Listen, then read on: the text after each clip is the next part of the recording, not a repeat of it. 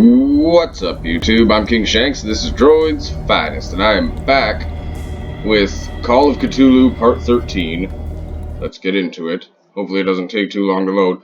In the last episode, I had actually got to what I believe is the end of the asylum. I just saw the creepy dude with the eyeballs all ripped out. Eyeless Silas, I think I called him. But yeah, I'm not going to read this because I already read it in a previous episode, so just hurry up and load, game. Nobody's got no time for you.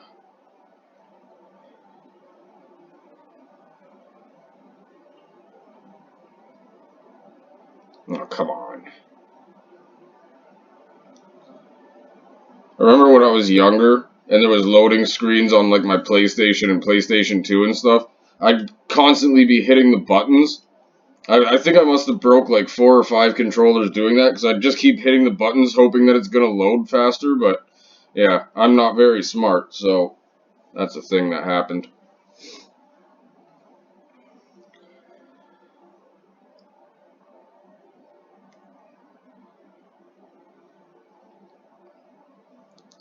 Oh my god. Laggy load time. I should have loaded it before I started. Oh well.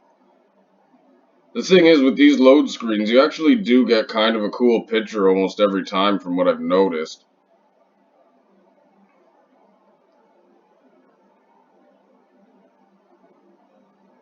And a little bit of a backstory there. But like I said, I think I read that in like 2 or 3 episodes ago, so I'm not going to do it again.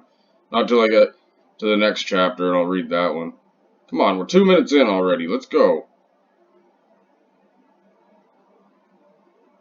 Oh, oh, painfully slow. That's alright. I think my computer just needs to warm up because I literally just turned it on, so. Okay, yeah, so here's where we are. Eyeless Silas right here is dead. I believe I searched everything in here. Yeah, I'm pretty sure I did.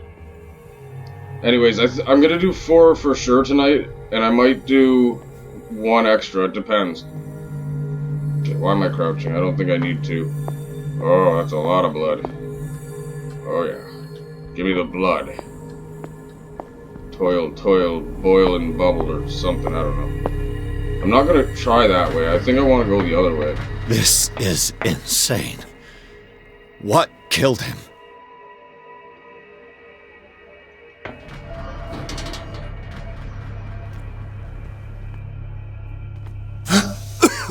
Whoa, whoa, whoa, whoa, hold on, whoa, whoa, whoa. Settle down, buddy. Jeez, I did that to myself. Is it still going? Is it? Go away. Why is it still going? Okay. Maybe go the other way then. Or is it just like that now? Oh, I think it's just like that now, because I opened the gas or whatever. Okay. I get it. Yeah, it's definitely just like that now, so...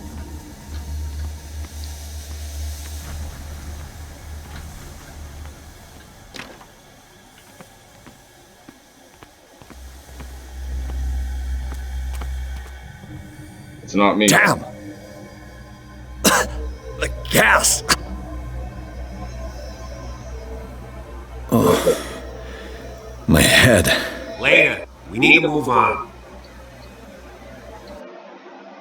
Okay, we're on chapter 6. Okay.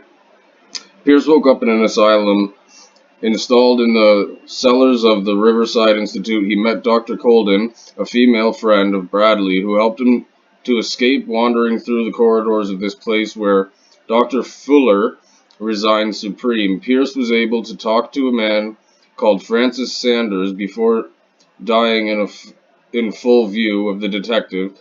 He accused Sarah Hawkins of being the cause of his torment. Pierce finally left the accursed building, accompanied by left the accursed building, accompanied by Bradley and Colden. The companions in misfortune. Okay. Oh, okay. I get it. The companions in misfortune decide to use the Hawkins mansion as a hideout. Enter madness. Cutscene. Sweet. Oh god. Oh no.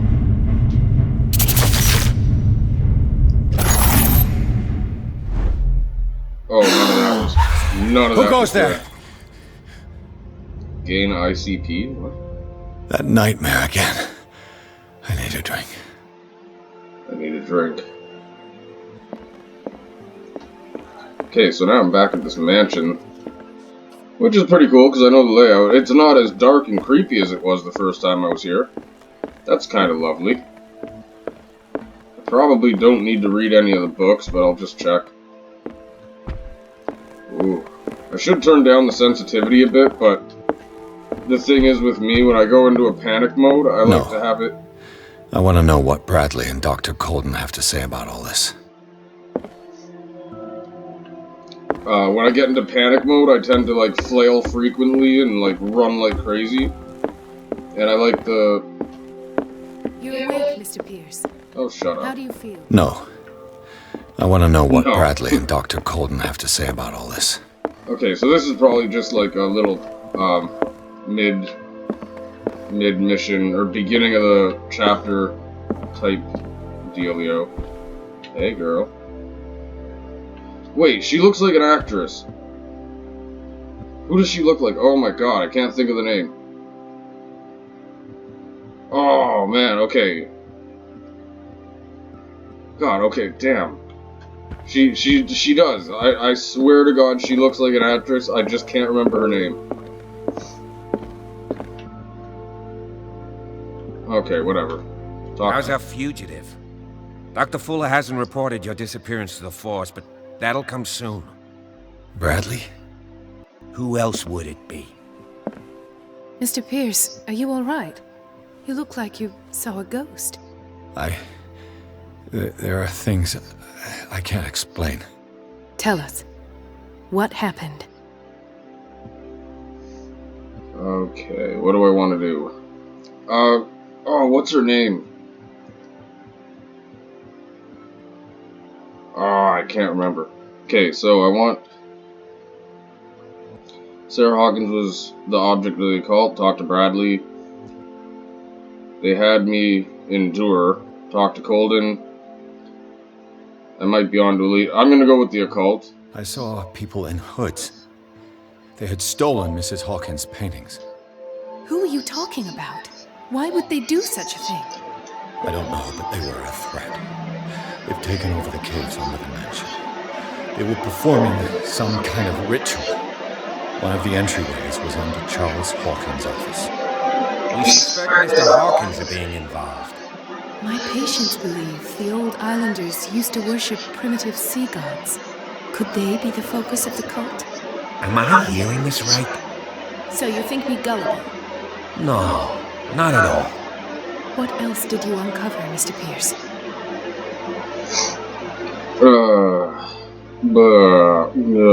Okay, I may be on to a lead. I met a Francis Sanders.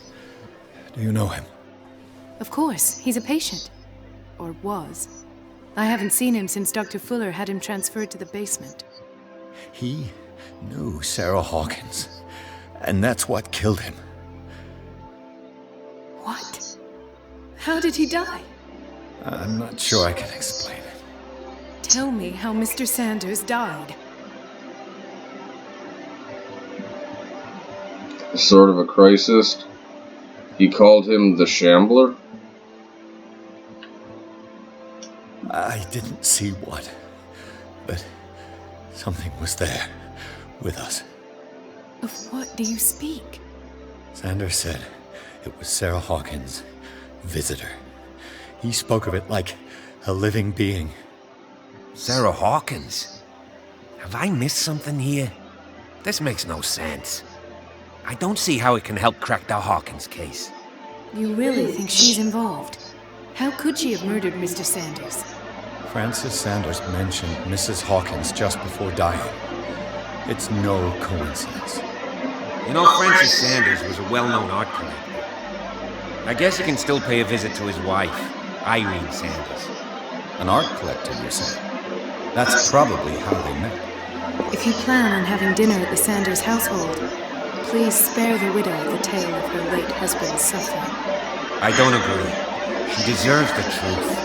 But that truth may be biased. We don't know the bottom of it. But stay prudent. Better to confront the truth.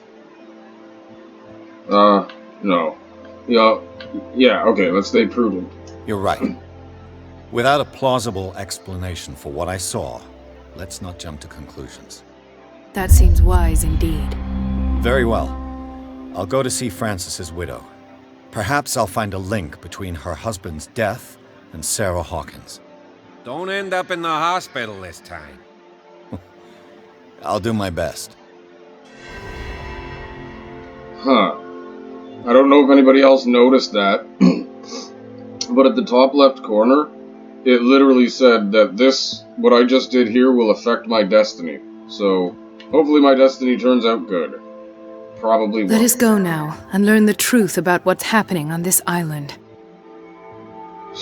Fine, bitch. Let us go now and learn the truth about what's happening on this island. Oh, I thought she said let us go. I thought she was like, just go now. You douche. Get the fuck out of here, bitch. Get the fuck out. I thought she was just talking to me and not... The other night's events are still confused in my head. But not all of us. Okay, so... I only have a couple of minutes left. 3 to be exact. I want to see... Oh no, that's leave? Hold on, then what's downstairs then? Is there 2 different ways to leave? Will that also affect my destiny? Apparently it will. Okay, whatever.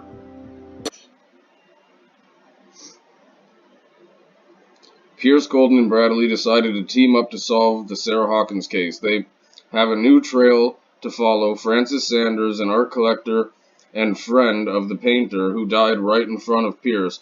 The detective goes to his house in order to speak to his widow about the Shambler, that unfortunate man mentioned before he died. The Shambler.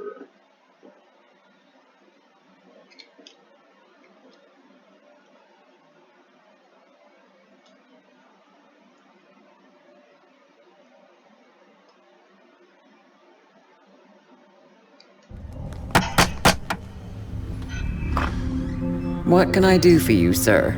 Mrs. Sanders? I'm a private detective. We must talk about your husband and his ties to Sarah Hawkins. Can I come in? You may. However, before we go any further, please know that my husband died yesterday. That is precisely what brings me in. Well, now, look who's here.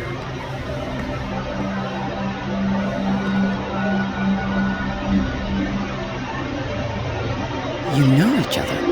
We met briefly. Time enough to iron out a few matters. The main thing is that we understood one another.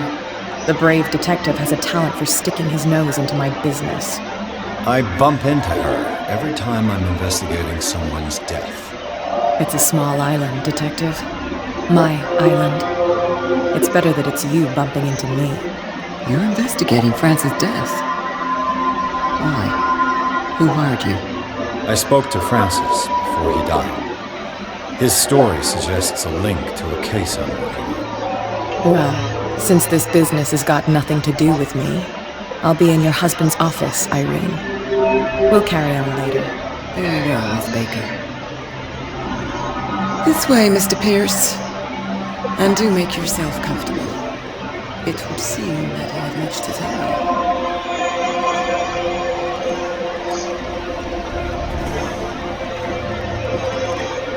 May I inquire as to when you had the opportunity to talk to my husband? Yesterday, I met him at the hospital. He spoke to me about Sarah Hawkins. Oh, of course he spoke to you about her. That's That's all he talked about.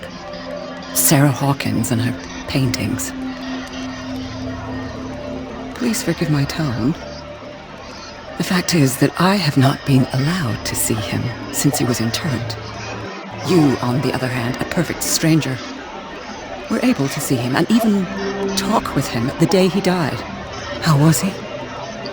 Were you present when he had this attack? What happened? Okay, so I'm gonna leave this set of questioning here, because I am technically out of time for this one. But I'll be right back with another episode, so, yeah. You know the deal. Stay tuned, and I'll see you soon. Peace!